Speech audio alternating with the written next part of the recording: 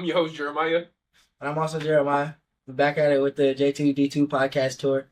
Arkansas been showing us a lot of love today, so Definitely. stick with it. Definitely, man. We're here with Coach Carson, who's the currently the defensive coordinator at Ouachita Baptist University. And he previously served at OBU from 2020 to 2021 as the outside linebackers coach, where he helped the Tigers to a 9-2 finish. So welcome to the pod, Coach. Appreciate you for coming on. Yeah, man, I'm excited to be here. Thank you guys for having me on and taking the time to come talk with us. For sure, definitely. So obviously we know you as Coach Carson, but what do you like off the field? Yeah, I would say that I'm completely different than my personality on the field. I know that probably sounds a little crazy, but for me off the field, man, I was born in Alabama. Big family guy, right? So I talk to my mom, dad, my brother, every day. And I like to go back home and hunt, fish, live in the country lifestyle a little bit. I like to indulge myself in my wife's hobbies a little bit. So maybe unpopular here, but I do like to help my wife build puzzles. Okay. Yeah, so I know it's a little bit stimulating for me because it gets away from all the grind of football and kind of gets me out of my comfort zone a little bit, right? We're currently building a 3,000-piece puzzle, and it's killing me. How long have you been at that? Oh, too long. Too long. That's funny. So, you said you like to hunt. What kind of things are you hunting? Yeah. I myself have always wanted to go hunting, but I never have gotten around to it. But what type of things you be hunting? Yeah, for sure. So, for me, I go back home in Alabama to my hometown on our farm, and I hunt deer. That's typically mostly what I do.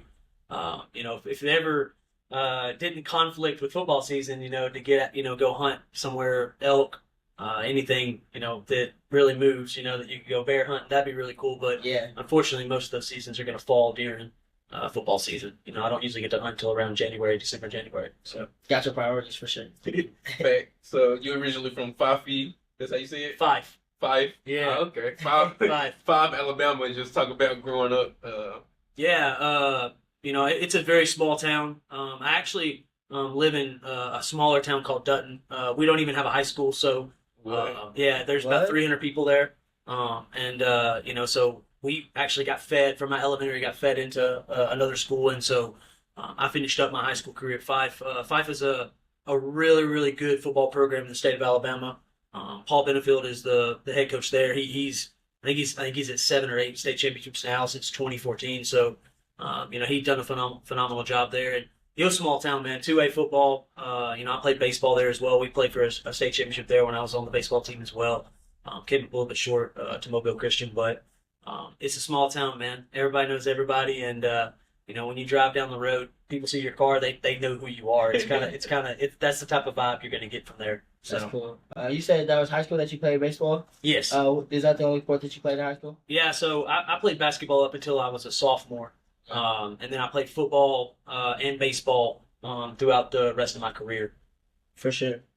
So this is actually not your first time here at Ouachita Baptist University. You actually had your first tenure here in 2020-21 season. What led you here the first time? Yeah, so it's a crazy story, man. So I was at Birmingham Southern University, right? It's no longer even a university, right? It got shut down. From COVID, everything happened, and just the financial situation that put them in, they ended up having to shut the school down. But I went to play football at Birmingham Southern. It was a Division III program in Birmingham, Alabama. I was not a very good athlete. I just got blessed with the opportunity to be, go there and play.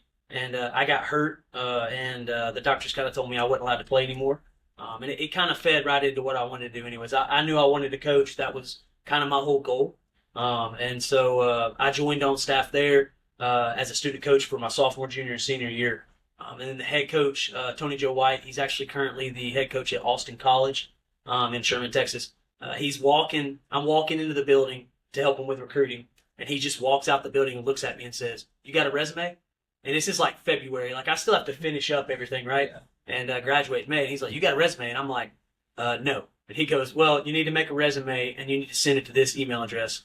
And it's the email address he gave me was actually Roy Thompson, right? He's now currently the head coach at Arkansas Tech, but he was the DC here at the time.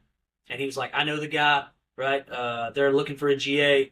You need to email him." And so I emailed him. I got on a phone interview with with Roy Kane and Kane Bryan, and then Deontay Dean, who's the defense coordinator at SAU in Southern Arkansas. But I got on the phone with them, interviewed. They said they're looking to hire a guy right now. I couldn't graduate till May, right? And so I was like, well, there's no hope for that.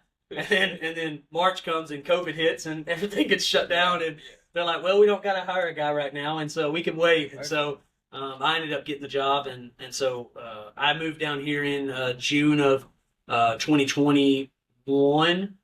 No, 2020. Okay. Right. I got down here in June of 2020, and so the football season got canceled that year, anyways.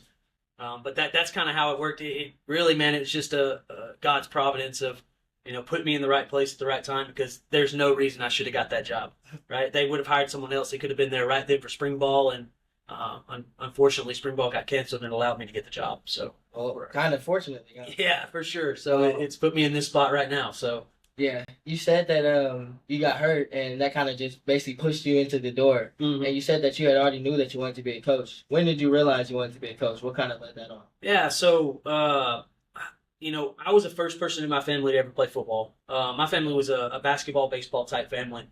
Broke the mold? I did, and it was the first time. And so I was in 6th grade. My mom did not want me to play football. She did not want me to, right? And these two guys that were in my community drove up to my house, told me, hey, come on, hop in the truck. You're going to go, we have pee-wee practice today. And I was like, well, did my mom, my mom said it's okay. I'm there by myself, right? Yeah.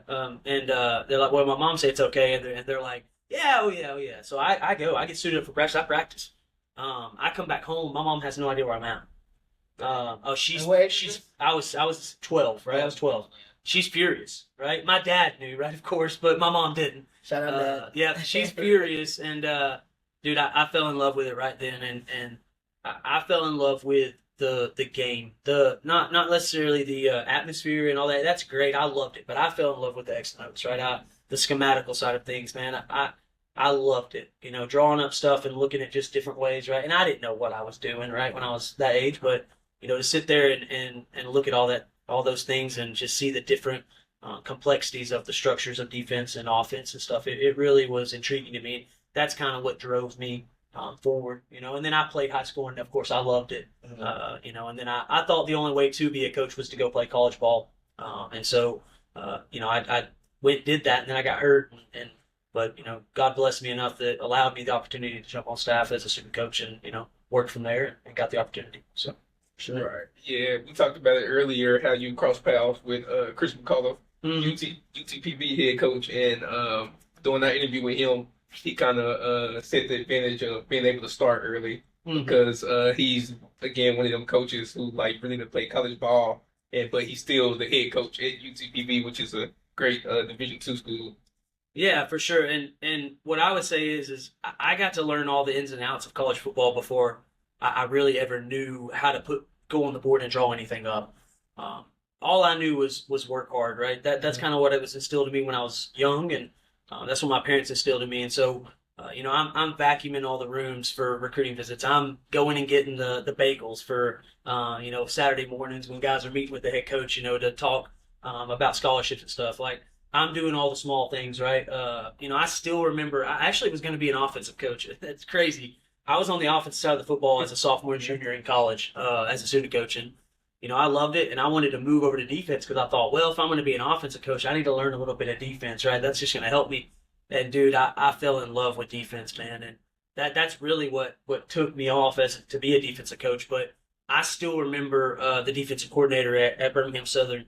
I actually rejoined him at Georgetown later. But, him coming in, putting me in a room and saying, I had the computers in there, and he said, hey, here's the playbook.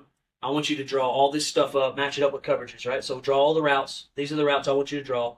Match all the coverage up with it, all the stuff on it, right? And it was a Visio formatted. I've never used Visio in my life. I had no idea what I was doing. Mm-hmm. And he just locked me in the room, and he said, figure it out. And it was in the month of January during recruiting, and so, I just stayed in there and built a playbook, right? And if it was wrong, he would correct it, right? He would coach me up. But, dude, that right there is really what, set me off, right, to take off into this profession. It's just doing those small things, right? Film breakdown, uploading film after practice, mastering that type of skill. as a student coach, right? It's really what helped me here when I was a GA because I was in charge of film. Okay. And so just those small things that you did as a student coach, man, I was like, this is like, it set me up for where I was because I was way ahead of the curve as a GA, and it really helped me build connections and make an impact early in my career. And again, it had nothing to do with coaching. It had everything to do with just working, right, and doing the small things that nobody wanted to do. So. Right. So when you was a young coach, what was your mental at that time? Like, did you know like this stuff was going to set you up for success later on, or was you like, man, like I want my opportunity now? Yeah. So I think there was a little bit of a balance in that. As a student coach, I was so eager to get my first job, and I really didn't know if I wanted to coach college until I was a senior.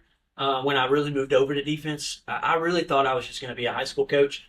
But I would say that the defensive coordinator then, who's now the head coach at Georgetown College, he really challenged me to really dive deep and work hard, right? And all of that kind of, to me, pushed me in the right direction that set me in that right path. But in the moment, I was like, I want to be this, I want to be this, I want to be this, and he really helped me kind of understand that. Be where your feet are, embrace the grind, right? Whatever you're doing, there's no job too small, there's no job too big, right? No matter where you're at or what capacity you're in, put your nose to the grindstone and go to work. And, that to me is what I tried to keep as a mentality through it all. And I tried to do the jobs that nobody wanted to do, especially early on, because, when you get to the point where I am as a defense coordinator, I still struggle with that is I just want to do it all, right? Like, Yeah. Because I like the work, I like to do it, but I've got to learn to delegate, right? I've got to learn to trust everybody around me to do all that work now, because it's kind of like a well-oiled car, right? All the moving parts, right? You got to have everybody moving and grooving to get the thing rolling. So For sure. You talked about how your coach locked you in the room, made you learn to play. yeah, And then you talked about how your coach, your defensive coordinator, instilled you to always work hard and grind. How important was it for you to have good figures in your life early in your coaching career that helped boost you like that? Oh man, I can name so many, but just to name a few, right? My resume is right. Came here, right? Roy Thompson, profound impact on me, right? Current head coach Arkansas Tech. I learned so much from him, right? He took care of me as a GA, and I know you guys are going to get to go up there and interview him as well. He's a great guy, great human, and definitely a great ball coach. But man, that dude taught me so much about life, about work ethic, about honestly when to shut up, right, in meetings, right, as a young coach, but and really to listen. John Perrin, the guy that was at Birmingham Southern when I was a student coach, that's at Georgetown, right? I got to rejoin him. We still talk on a daily as well. That dude, just to watch him grow as a defensive coordinator and not know that I was seeing that, right, has also impacted things that I do now, right? Deontay Dean, the guy that I went to work with at UT Permian Basin, he's now at Southern Arkansas as the DC, right? He was the DC there. We were together at Permian. That dude just wanted it, man. His work ethic, everything about him just screamed, he wanted a championship. And, all of those guys had one big thing in common was, family was important, right? They cared about me as an individual, right? I wasn't just a pawn in a game, right, for them, right? They cared about me as a person, and they had a profound impact on me, moving through my career. And then my last stop, which was Belhaven, right? New coach there, first time head coach CJ Nightingale, right? That dude really kind of got me back to my roots of my why as well. And I'm very thankful for him and just his impact he had on me, even though it was very short. But he really had a profound impact on me as well. And I didn't know him, right? That's someone that God opened up a door for me to go and get put on that staff, and I didn't know anybody, right? Like, that's just one of those where you step in and you meet all new faces, all new people, all new connections. But that's a good group of dudes down there, and all those guys, man, are still going to be lifelong friends and lifelong connections for me, and have all made some type of impact on how I operate today in the day to day, and how I treat the team, the guys around me, my staff, right, all that. And so I'm very thankful for them. I can name so many more, right, so many more. So Yeah, like I said in the last interview with Caden, tight end from Henderson State, every time like we're on the interview with someone, like you can tell that what it takes to be successful. One of those things is having a good crowd around you. And that's kind of what you just went over just now. We had a former NFL player and TALP's Coach of the Year, Nathan Slaughter, on, where he said it's important to have a good crowd. We had Coach Henson on, our head coach at SBU, saying it's important to have them guys around you to push you and uplift you. So yeah, this like this Yeah, man, it's crazy. Like it's coming. Like it's certain things like especially like with winning, like with doing things to be successful. Like you have things in common, and it's not like a secret or anything like this. That's pretty cool. Yeah, you definitely don't want to surround yourself with energy vampires, right? For sure. That's something that I still remember. We had one of those red with the lines through it of a vampire, and it said, energy vampire, and it had the line through it when I was at Birmingham Southern with John. And, when you walked through that door in the defensive room, it didn't matter what was going on, right? We weren't going to suck the life out of anybody else, right? We were going to bring energy, we were going to bring juice, and we were going to attack a common goal. So For sure. Yeah, we actually had that same thing in our locker room. Yeah. The door said no energy vampires. Mm. So I like that for sure.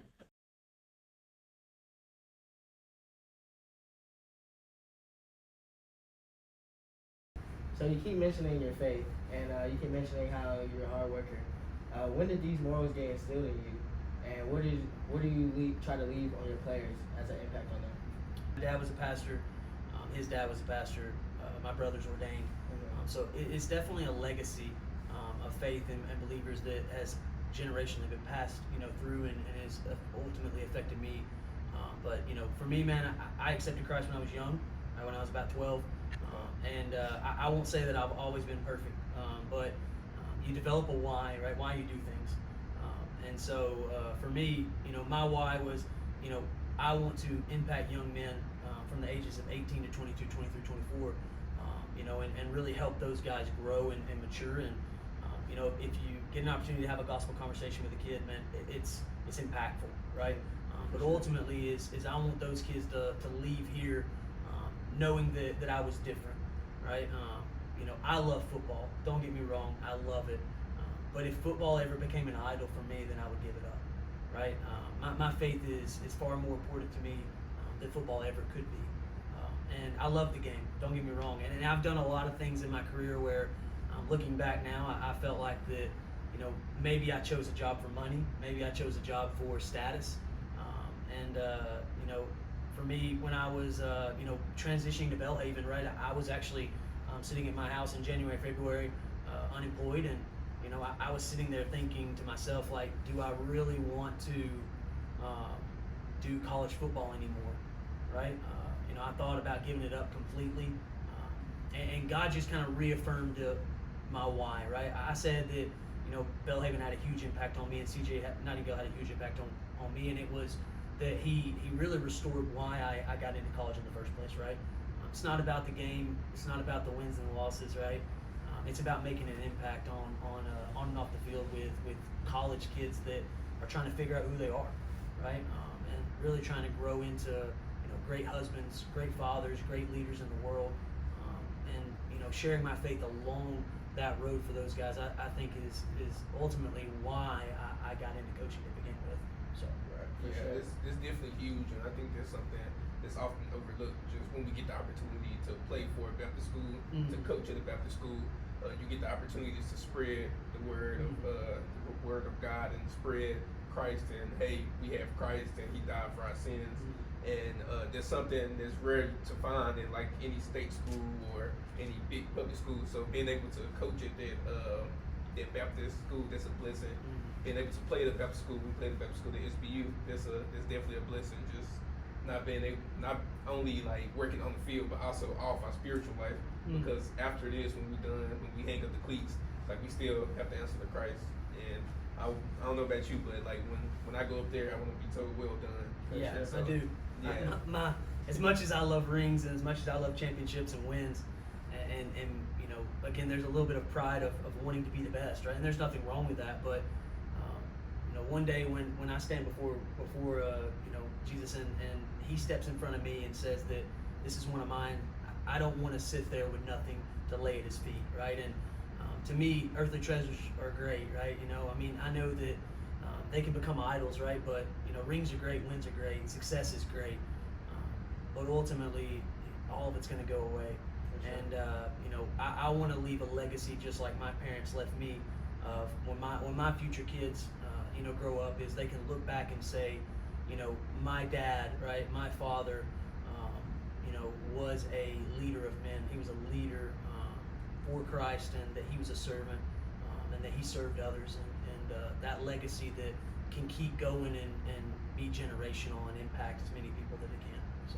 For sure. And before you answer the next question, I want to piggyback on that too, because you talk about how like a consistent theme throughout our podcast, like our most successful people have been, they told us that it took a village to raise them, but they also talk about their faith and how that's been a big part of their life.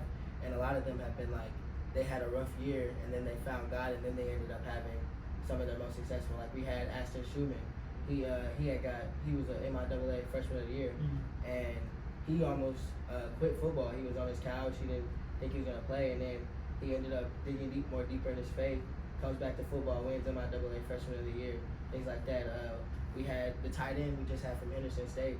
He didn't play his freshman year, didn't play his sophomore year.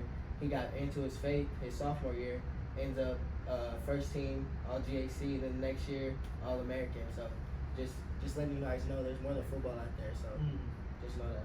Okay. Something way bigger than you, way bigger than us, and like it's a lot of people that we come across who blood would be on our hands if we don't spread the word. And so that's kind of like how, that's why I like being in the Baptist environment, and also just like being able to grow in the Baptist environment, to go out other places and share the word of God and things like that. So it's huge. Now transitioning back to Belhaven, where we was talking about delegating and stuff, where you was the co-defense coordinator and special teams coordinator. Being the co-defense coordinator, did they kind of help you like along your journey of learning how to delegate? Yeah, it really did. You know, me and the head coach was a defensive guy as well. He'd been a defensive coordinator at Wheaton College, which is a phenomenal program, you know, up in Illinois. You know, me and him worked together really, really well. Ultimately, you know, it was his defense, and I learned a lot from him.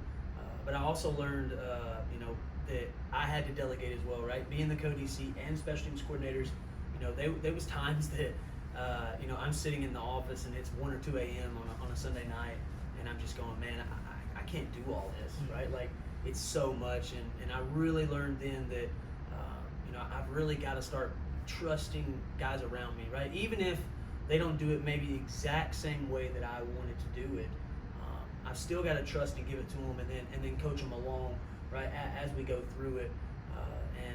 You know, I saw him how CJ delegated things as a first-time head coach, and trusted, you know, that process of really trusting guys around him, even guys he didn't know, right? I didn't know CJ through anybody, right? We had a mutual friend that recommended me, and he trusted that guy to interview me, and then I got the job. But you know, I saw how he trusted me with special teams and game planning and giving input in defensively and breaking down stuff, right? Like, you know, I learned to start trusting everybody around me, and it's not a trust of like, you know, I don't think you're a good coach. That's not the hard part, right? There's a lot of good coaches on this staff. It's that constant pride of, well, I do it a certain way, and this is how I'm going to do it, right? And I'm going to do it, and I know I'm going to do it right, right?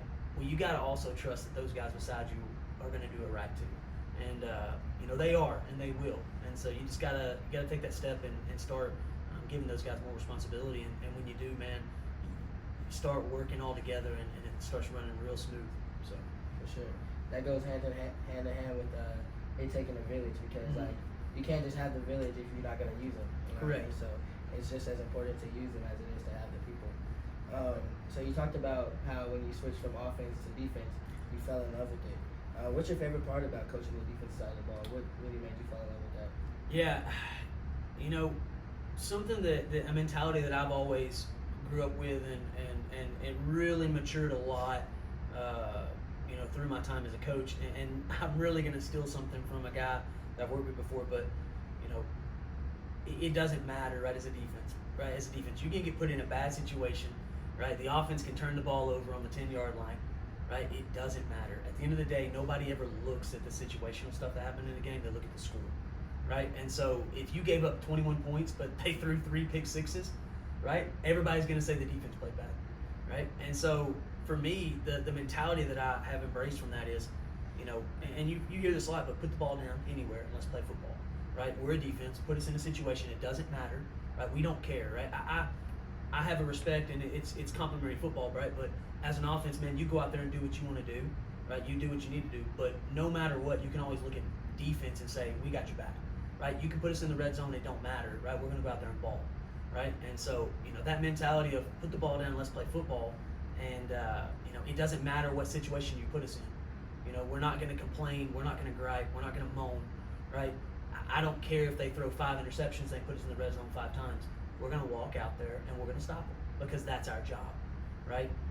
And so that, to me, it goes hand in hand with complementary football, right? The offense is going to do their job too, right? They're always going to do their job, but there's going to be days where we're going to need the offense to score a lot of points, right? They might got our number, right? They may have our number, and we're going to need them to score a lot of points. And when the time arrives, right, that we need to make a play, we got to make one. But there's going to be a time where the offense can't score, and we got to go out there and we got to hold those dudes in all types of situations, and they need us, right? And so the biggest thing that I do is from a mentality standpoint is, right, I want those guys to go out there with, I don't care what happens, right? Put the ball down, let's go out there, because if we're on the field, we're going to make plays, right? And that's not the mentality that I want the defensive guys to have. It's not a selfish mentality. It's more of a, we know who we are, and so let's go out there and play ball. Right. It's funny because y'all are rivals, but you guys we just had the Henderson State coach, and you guys are basically echoing what he said something he lives by is, I wish it was hotter. So he had there was this practice where it was 114 degrees, and then his coach was like, man, I wish it was hotter. So basically, I love when we have challenges. I love when our backs against the wall. You basically just echoed the same thing, so that was cool to hear. Right. And that leads into my next question, just about, I want to dive more into the schematic things. You coming in as the new defensive coordinator behind Roy Thompson Jr., who's now the head coach at Arkansas Tech. What's your plan with, you can answer this, or I don't know if you want to give guys the keys, you can answer or you cannot. But what's your plan when attacking building this defense? Are you more of a schematic guy, or are you more of a, okay, it's a system and I want the guys to buy into this system and play like this in this system? And just what are some pillars of the defense? What can you expect from Ouachita defense this year?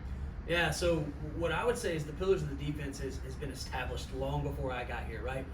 We're VVR till the day we die, right? Which is vicious, violent, relentless, right? That's established top down from Coach Knight, right? And that's something that was developed, and I'm pretty sure was developed by Roy. And if it wasn't, it was developed by Paige when he was here a while ago. But that is a mentality, right? And I'm not going to get away from that, right? My mentality is VVR, right? We're going to be vicious, violent, relentless. And then I always tell the guys, right, that to be efficient on defense, we got to communicate, right? We got to line up, we got to talk, right? If we're not talking, right, you're not going to be successful. I don't care if they hear us make calls. I don't care if they know what we're doing. They still got to stop us, right? Competition, right? That's the next thing that I preach, right? Competition heightens the play, it heightens the joy of the play, and it makes everybody better in the room, right? So you need to go in with the mentality of, I'm going to compete my butt off. If I'm the guy, I'm going to compete my butt off to make myself better, but I'm going to make everybody around me better. If I'm not the guy, I'm going to push that guy in front of me so hard that he's going to feel me breathing down his neck every single day gunning for the starting job, right? And lastly is I want to attack, right? And this has nothing to do with schematics, but more of a mentality of, right, I always want to move forward as a defense, right? I don't want the offense to ever dictate what we do. I want to dictate what the offense does. I like that. Right? And so, defense, and again, it sounds like you're on your heels, you're backing up, you're defending, right? We always want to move forward. We're always going to attack. We're always going to put the pressure on them. We're always going to be the one in the driver's seat, right? And we're always going to dictate what they can do and not what they can do to us, right? And so those are the things that I think are pillars of our defense. The last thing that you're going to hear us preach a lot of, and the guys on our team know this, right? And they're going to get it, but day one, trust me, is 9-5-9, right? We preach 9 guys within 5 yards of the football 90% of the time, right? So when I'm watching film and I stop that practice clip, right, what I'm looking for is I want 11 guys bursting to the football, right? 9 guys within 5 yards of the football 90% of the time in practice is hard because of the whistle being blown early. Yeah. What we describe it as is a burst, right? is there a sudden change of speed, right? When the ball is in the air, when the ball is maybe broke the pocket, right? When maybe a running back, because we do a lot of tag off, right? We still thud, right? But if the ball's on the perimeter for us in practice in certain situations, we're not going to blast a dude in the sideline, right? You know, we're very successful here for a reason. It's because we have deep depth, but we also have a lot of guys that can contribute. And if we're blasting dudes on the sideline, right, those guys are playing for us on Saturday, right, as an offense. And so we co-op it, right? We tag off on the hip. But that burst to the football, as that ball is getting up the sideline, right, that is 9-5-9. That is something that is going to be instilled in our guys, and they're going to know the standard for it, right? And so the first day that we go out there and we got all these new faces from a freshman standpoint, right, our 9-5-9 grade is going to be probably somewhere in the 45, 50, 60 range, right? Well, when I step out in practice too, before we do anything, I'm going to get my 30 up downs, right? Because coach? No, I'm going to get it from the team. Okay. Yeah, no. I've done up downs with the defense when I feel like that I have to stand on business for something that they did wrong, maybe that I told them to do, right? And I'll do that, right? If I got to stand up for them and take their side, then I will do that. But no, the standard is the standard, right? We're going to run the football, right? Because great things happen when you run the football, right? Another thing that we preach is what we call the race to 60, right? We're looking for what is going to make us statistically a top defense in the nation, right? So we do 33 sacks, right? 15 interceptions, right? And I believe that leaves us with, and I could do my math wrong here. If it did, I'm sorry, but like 10 forced fumbles, right? To get us to 60, right? Or 12, right? However that number is, right? I'd have to look at it, but we're going to preach the race to 60, right? So we're counting during practice how many times we touch the football. Whether it's an interception, a PBU, punching at the ball, whether it's out or not, are you punching at the ball when the opportunity arises, right? And then how many times can we get the ball on the ground, right? And sacks are included in that as well, right? You know, we want to be a team that creates havoc, and you know, those are kind of what I would say is schematically and pillar-wise what we're going to do. And then to answer your schematic question a little bit is, right, I'm not going to dive into what we're going to do, but you know, I want to play the best 11, right? And that, to me, it's always going to be the X's and O's versus the Jimmy and Joes. Yes, I have a system. But how do I get the best 11 on the field, right? And then you got to morph that system to fit your best 11. It doesn't matter what that is. Yes, you can have remnants of your stuff and pull things from different places, but who are the best 11 on our team? Who's the best 22? Who's the best 24? And how can we get those guys on the field, right? Because we're not just going to play 11 guys. If you want to play in the playoffs, if you want to make a run, at the end of the year, you better have 24 guys that are just contributing to the defense in statistical ways, right? Whether that is giving 20 reps, right? Whether that's producing on third down only. Maybe there's dudes that can only play on third down for us. Maybe they're the best blitzers we got, pass rushers, best cover guys we got, right? Well, we've got to find a way to get those 11 dudes on the field at one time, right? And so, to me, it's not about what are the X's and O's and schematics, right? Because you can have that, and that can be great, and it all looks beautiful, right? Trust me, on PowerPoint, Visio, that stuff looks nice. All the words, it looks good. But if you don't have the Jimmy and Joes, right, that can play that and play, right, you know, that system, then you got to morph your system to those guys, right? And so, you know, being here and taking over after, you know, what I would say is one of the best defenses that have came through here at Ouachita, which was last year statistically. You know, I'm just trying to build on that, right? You know, these guys know how to win, right? And I'm not trying to hinder that in any way, right? I'm trying to just, you know, step right in and let's just keep going forward, right? Because you know, Roy Thompson did a phenomenal job as defensive coordinator, and I'm not Roy, right? But I'm going to be the best version of me that I can be and make sure that these guys are getting the best version of me. Right. All right. I got one more schematic question. Okay. Where you can answer it or you can't. OC, y'all better watch out, man. He got me on the edge of my seat, man. But my question is, so we all know defense. Cover 3 is cover 3. Mm-hmm. Cover 2 is cover 2. A blitz still gonna be a blitz. Man still gonna be a man. Yeah.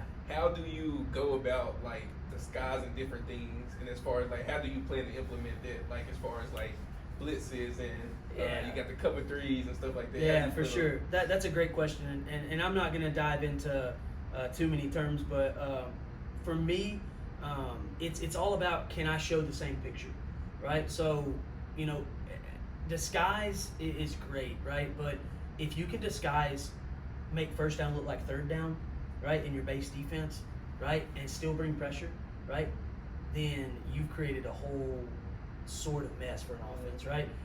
And then I think on the flip side of that as well is, right, if you walk everybody up, right, you know, the one thing that I have learned over my time is you've got to be willing to do non-traditional things, right, to throw people off. Because if I put 3 defensive linemen on the field, right, and I walk everybody up, right, and I only rush those 3 DL, right, well, it don't matter how many guys I walk up anyways. Those offensive linemen know those 3 DL are always going to rush, right? Even if you send 5, 6, whatever, they at least know those 3 guys are rushing, right? So you got to find ways to create non-traditional rushers in coverage, and you got to find ways to create traditional cover guys as rushers, right? And when you start doing that, it creates a lot of complex issues for offenses because they can't just solely identify who's coming. Hello, so you said you could have some Michael Parsons down there? So you know, if we had a guy like that, I'd probably just let him rush off the edge and it'd be fine. But you know, for me, it's I want to make everything look the same, right? Everything fit into a schematical box, right? Of we want to be this picture, right? Whatever that picture is, right? And then everything needs to happen off of that picture, right? And then if I'm going to create sub pictures, right? Whether that's everybody up, whether that's everybody back, right, then I've got to find ways to complement off of those, right? Because if I walk everybody up and I send pressure from the field or the boundary every time, but I never drop out certain guys, then you just gave your hand away. Every time I walk up, you know what we're doing, right? Or if I walk everybody back and I never bring pressure from everybody back, or I never spin into a cover 2 look or a cover 3 look, like you can have these great presentations, right? But if you don't have so many different complementary answers off of each presentation, it's never going to work. Right, offenses are too good, right, and they're too smart nowadays, right, and so for me, I'm going to make first down look like third down, right, and then I'm going to sprinkle in these different answers that you can see each week that are going to change, right.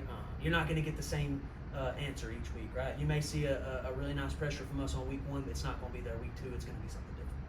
For sure. You talked about how you like to impact your players and the morals that you have as a coach.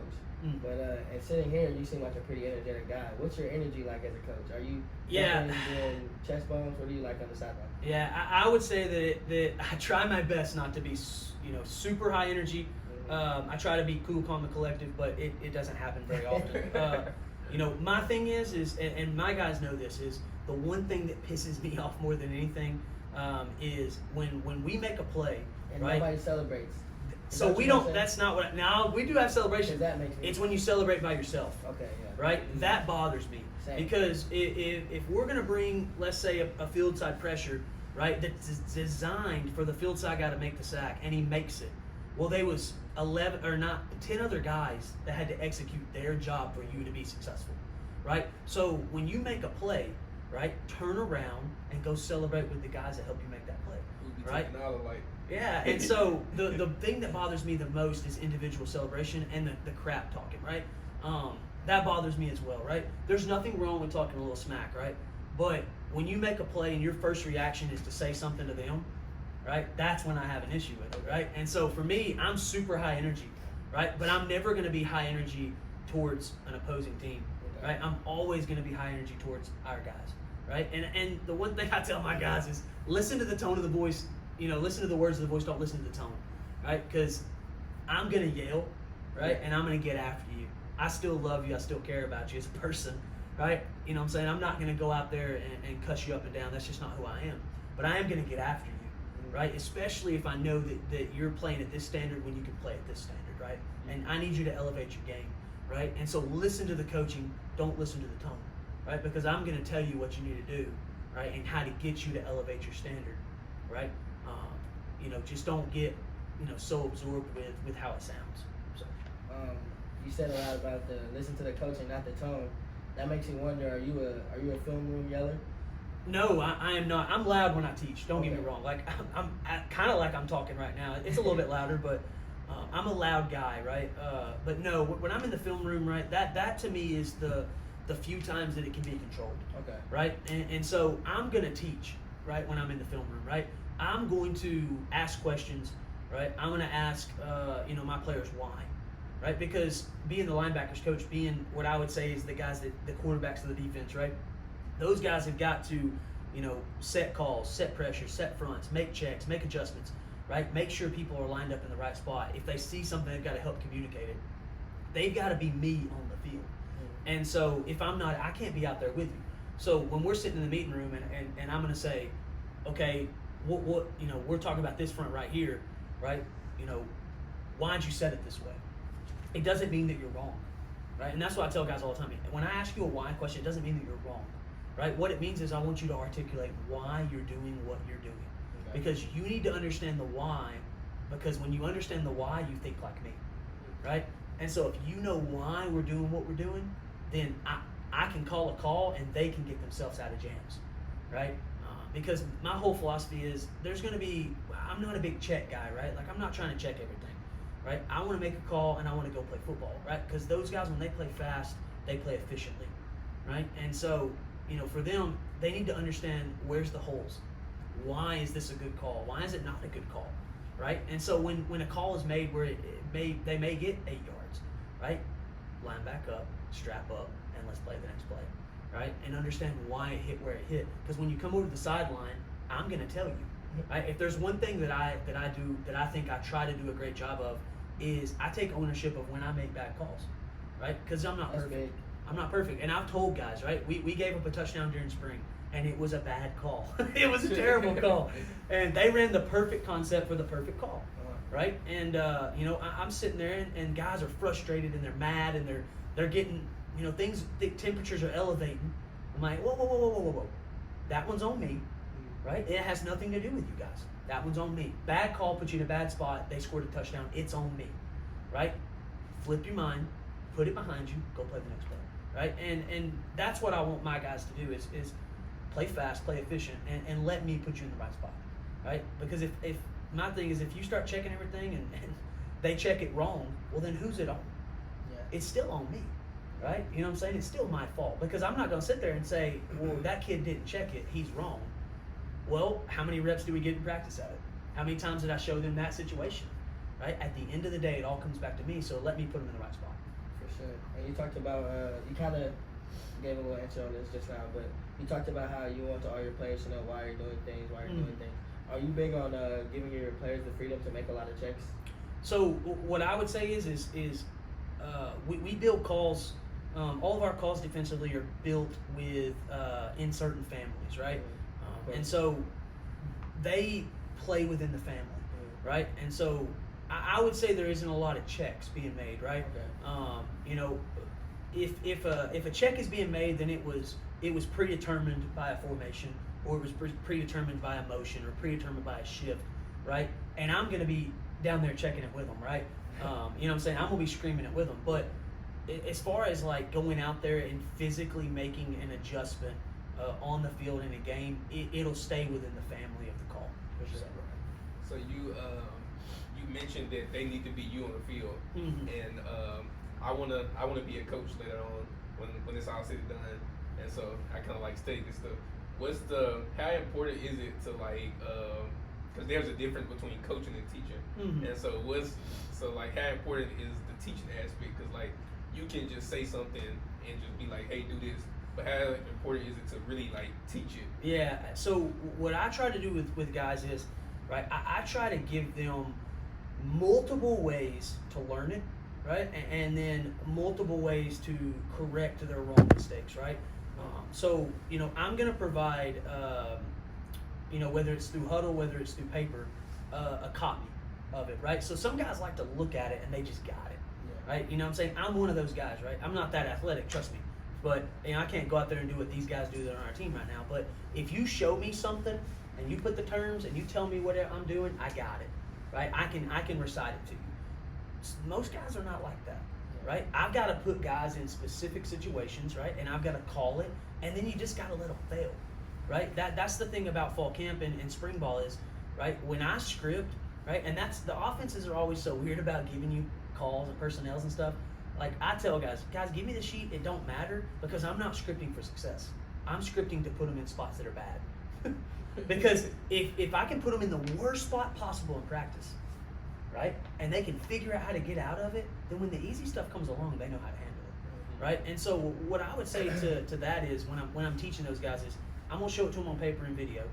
Right? I'm gonna rep it in Indy, right? I'm gonna put them in situation. I'm gonna show them the runs, whether it's the fits, whether it's the drops, whether it's the pass concepts, right? And then in 7-on-7, I'm gonna put them in calls that will allow them to work what they're gonna see in team, right? And then when it goes to team, now it's time to put it on, showcase. Then when they step back in the meeting room is I'm going to provide an opportunity to tell them why they made, like, what they did was wrong or why what they did was right? And so, it's a little bit of, you've got to give guys opportunities to learn, right?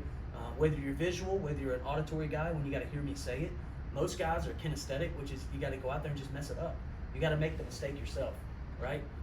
And so, I try my best to provide those opportunities for those guys to learn that way, and then to correct whether it's a mistake or whether it's an affirm, right? For every mistake that I correct, man, I try my best to affirm my guys 2 times, 3 times that, because confidence is key, right? You could be in a bad spot, but if you got confidence, you make that play, right? And so, for my guys, if I'm going to correct them, I'm going to affirm them 3 times more, right? Because they need to feel the confidence from me, right? They don't need to feel constant tearing down, right? Because when they step out there, they're not going to think I have their back, right?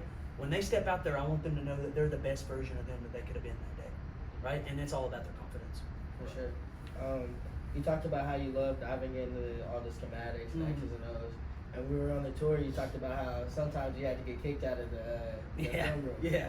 What's like your daily regimen during the football season? Like not a film watch, like meetings, things like that. Yeah. So, for us, man, we're gonna meet on Sundays right after church, as a staff. Right. We're gonna talk about the previous game. Right. I'm gonna go ahead and right then have grades ready. And I'm gonna have defensive statistics ready. Right. I'm gonna look at how many explosives we got. I'm gonna look at what our havoc grade was. I'm going to look at our 9.59, our tackling efficiency, and I'm going to see, did we beat ourselves right out the bat, or, how did we win the game, right? Because those things are critical. Then we're going to talk about it as a staff. We're going to do all that. Then we're going to have an opportunity to watch the game. I'm not going to watch the full game with guys. I'm typically going to clip out the best plays that I've seen from guys, and then I'm going to clip out the worst plays that need to be corrected, right? And I'm going to go ahead and present, if we do corrections, I'm going to show it to them, right? I'm going to show them exactly what they're going to see on the field for corrections, right? And so that's Sunday. Then Sunday is just a game plan night, right? Then we're just going to watch film as a staff, right? And we're really just going to try to dive deep into who they are. It's a normal down and distance game plan night, right? We're going to try to put together a quick little game plan, maybe see some things that we don't like, maybe see some things that we do like. And then Monday, it's going to be film right away, right? We're going to, come in, staff meet around 8:30, right? And then jump right into film, and game plan and things like that. So, but it's going to be, for me, I'm going to watch film on my own, right? And I'm really going to study on Sundays and Mondays. So, and then Tuesdays is similar, Wednesdays is similar, right? Thursdays is all about, putting the hay in the barn, right? And then Fridays is just, correcting everything. Right. So, as we're coming towards the end, we have a few more questions here. What does success look like for you? Like, not just in wins, but as a unit, as a defensive unit? Yeah, so success to me looks like execution, right? It's not necessarily about the statistics. I think, when it comes to statistics, right, like guys winning All-Americans, right? Like I've had that, right? I've had a guy at Permian that was All-American, right? I had a guy that was All-American at Georgetown, right? Those things come from success of wins and losses, right? So when it comes to that, I'm looking more at how did we execute, right? In adverse moments, right? Whether we gave up a big play, how do we respond, right? Things like that. So success to me is more about how do we execute specific calls in the game, right? And can we build on that for the rest of the year, right? And so it's not necessarily about the final score. And yes, that's a big judge of it, right? But it's going to be, I'm going to go look at each play that we called. And I'm going to see, okay, where was the mistakes? What was wrong? What big plays happened, if there was any, right? And then I'm going to try to find holes that maybe they didn't exploit. That's something else, right? So what are some problems that could continue to arise for these guys, right? Because I've got to make sure that those guys are ready for it when an offensive coordinator breaks it down and goes, okay, that's a hole, and we're going to attack that hole. right? Those guys have got to be able to know that's coming. So success for me is all about execution and how those guys go out there and play, right? And it's not about final grades. It's not about none of that. It's about how do they do their job at elite level as a unit, right? And so that's something that I'm always going to look at, and that's going to be something I look at on Saturday nights after the game, right? Whether it's midnight, 1, 2, 3 in the morning. So one question I wanted to ask you was, so we talked about how you and another person we had on the pod, Chris McCullough, crossed paths at UTPB for a year. And you guys, that was the year where they had a big turnaround. What was it like being a part of that staff who was able to turn that program around? Yeah, I mean, we had statistically a top 10 defense, right? Number 9 in the nation, 256.6 yards, I believe, was given up. What I would say is what the success behind any great coaching is the players, right? We had dudes on that team that took ownership of the team, right? And really pushed that team along. Right. Yes, we were there. We helped guide those guys to success, I guess you could say, but it wasn't us, right? Defensively, I can name guys. We had Hayden Kelly, right, senior linebacker, right? He was the All-American kid, right? That dude held kids to a standard. I didn't have to say anything, right? Those dudes were, phenomenal, right? Dom Varela, defensive tackle, won Lone Star Defensive Tackle of the Year, right? Like, again, phenomenal players, right? Those dudes is kind of what I would say is the reason we had success. They bought into what we were trying to do early, and they held everybody to the same standard, and that's what gave us that success. So, I mean, I've what we've heard from the coaches is that the best coaches are player led. So. I would agree. Yeah, definitely. So for the recruits who's watching this, correct me if I'm wrong. Coach Carson recruits Alabama, East Texas, Northeast Arkansas. And so with them areas and whatever other area you recruit, what do you look for in the Ouachita Baptist Tigers? Yeah, Tigers. In recruiting, man, what I would tell you is that I think I told you this, guys, before we started, but we're like 97% high school, right? So we're going that too often anymore. No, you don't. We're going to recruit high school kids, man. We're going to recruit kids that want to come in here, be a part of something special, and want to grow up in the program. And we're going to change, we're going to grow young, men into men, right? And so when we're recruiting, right, we're looking for the best of the best high school, right? If they've got an offer from UCA or something like that, right, we're going to compete against that, right? Whether it's FCS, it doesn't matter, right? We're looking for that. And then we're looking for guys that the coaches recommend.